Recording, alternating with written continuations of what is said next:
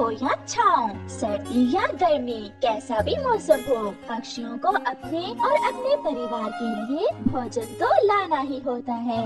ऐसे ही आज भी तेज बारिश में चिड़िया, तोता, कौवा और कबूतर अपना भोजन लेने निकले हुए थे।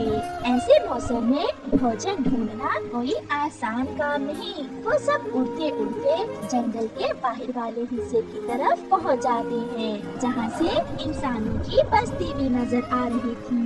कभी जंगल के इस हिस्से में तो इंसानों का आना जाना है और मुझे इंसानों से बहुत डर लगता है। वो देखो सामने मीठे मीठे फल हैं। चलो हम सब वो फल लेकर जल्दी से यहाँ से वापस चले जाते हैं।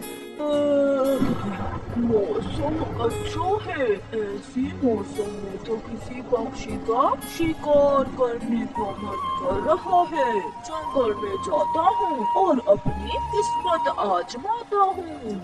ये सोचते हुए वो शिकारी अपना तीर कमान उठाता है और जंगल की तरफ बढ़ता है। जल्दी करो दोस्तों, मुझे किसी के आने की आवाज आ रही है। नहीं दोस्त, यहाँ कोई नहीं है। हवा से पेड़ों के पत्ते हिल रहे हैं और कोई आवाज नहीं है।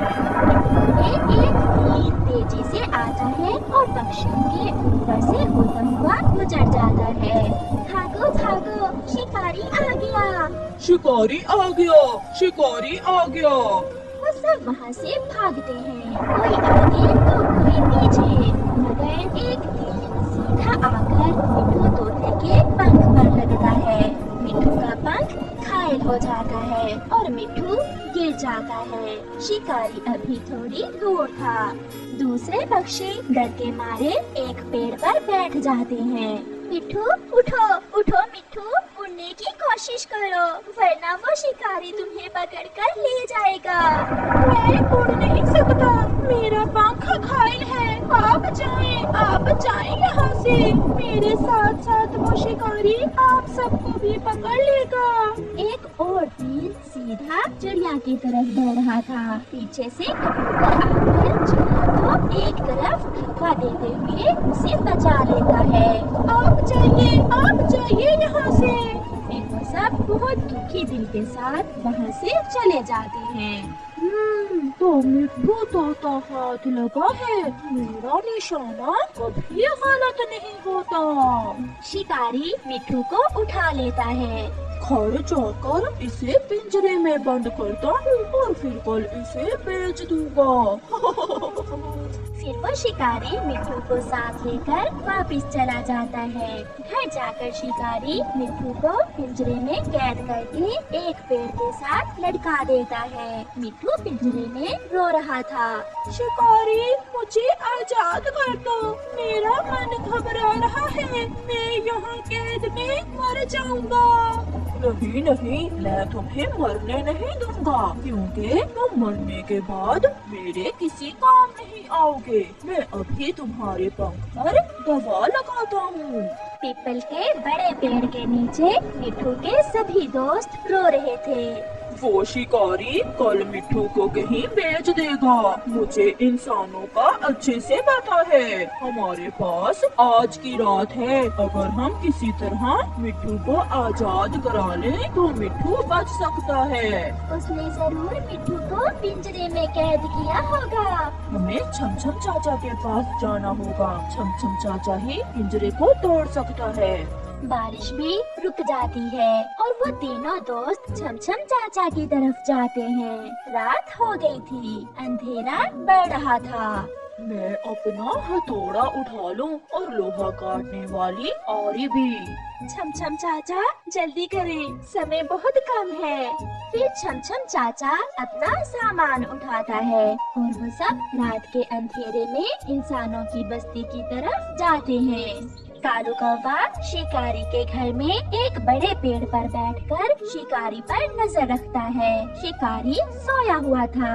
छमछम चाचा अपनी तेज आरी और हथौड़े से पिंजरे को तोड़ना शुरू करता है। चिड़िया और कबूतर बहुत डरे हुए थे। वो कल मुझे बेचने वाला है। ये इंसान बहुत लालची होते हैं। कुछ टूटने की आवाज सुनकर शिकारी भी जाग जाता है। ओए कोई है पिंजरे के पास? कोई है? कौन हो? शिकारी उठकर पिंजरे की तरफ जाता है।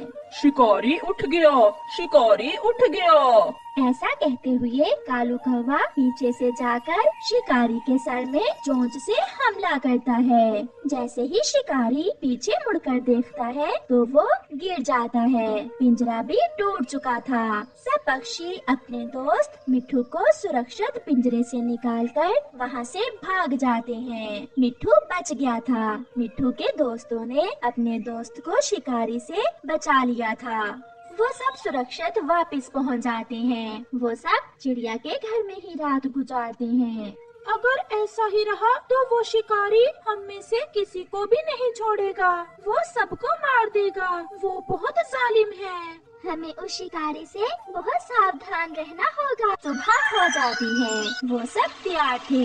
वो तैयार थे शिकारी को चुनौती देने के लिए। रोकना होगा, हमें उस शिकारी को जंगल में आने से रोकना होगा। जो उसने मेरे साथ किया वो हम अपने बच्चों के साथ नहीं होने देंगे। तो फिर चलो सब मिलकर योजना पर काम शुरू करते हैं। फिर वो सब वहाँ से उड़ते हैं। यही रास्ता है। इसी रास्ते से शिकारी जंगल में आता है। तो फिर शुरू करो काम। फिर वो सब मिलकर काम शुरू करते हैं। वो रास्ते के दरमियान में एक गड्ढा खोदना शुरू करते हैं। जल्द ही वो सब जंगल के रास्ते में एक गड्ढा खोद लेते हैं। सूखी हुई कमजोर लकड़ियाँ और कुछ पत्ते लाना होंगे अब हमें। मैं पत्ते लेकर आती हूँ और आप सब सूखी लकड़ियाँ लाएं। वो फिर से काम शुरू करते हैं और फिर वो उस गड्ढे को लकड़ियों और सूखे पत्तों से ढांप देते हैं। अब इंतजार करना होगा। वो शिकारी बहुत गुस्से में होगा क्योंकि हमने अपने मिट्ठू को उसकी कैद से आजाद जो करवा लिया। वो आ गया, सब छुप जाओ, शिकारी आ गया है। फिर वो सब पेड़ के पीछे छुप जाते हैं। आज नहीं छोड़ूंगा। वो बदमाश पक्षी मेरे हाथ आए मिट्ठू को छुड़वा कर ले गए।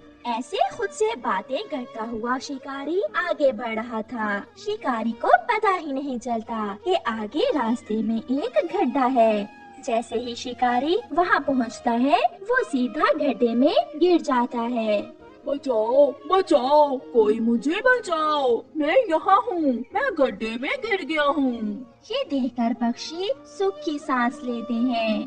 दोस्तों काम पूरा हुआ। अब इस शिकारी को शेर खान या कोई भेड़िया ही खाएगा। फिर वो सब पक्षी खुशी खुशी घरों को वापस चले जाते हैं। पक्षियों ने मिलकर काम किया और बड़ी समस्या का हल ढूंढ लिया। प्यारे दोस्तों, योजना बनाने से और मिलजुल कर काम करने से